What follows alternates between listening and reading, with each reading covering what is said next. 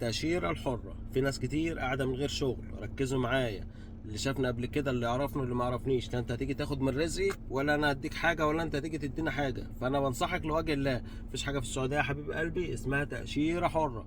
طيب في واحد هيعمل لك من البحر طحينه وخد تاشيره 3 شهور وخد تاشيره سنه واشتغل براحتك وهتكسب؟ مفيش الكلام ده يا حبيب قلبي. هتبقى مخالف وهتيجي تلاقي نفسك مترحل، وهتيجي تلاقي نفسك انت اصلا كان عليك ديون واتدينت تاني. مفيش حاجة في السعودية اسمها تأشيرة حرة. يا إما تبقى على كفالة مؤسسة أو على كفالة شركة. تمام، مفيش حاجة اسمها حر خالص. طيب حد هيطلع لك ده ابن عمك ده ابن خالك؟ يا حبيبي الناس دي بتعمل عليك مصلحة. طب في مكتب في مصر، يا حبيبي الناس دي بتعمل عليك مصلحة.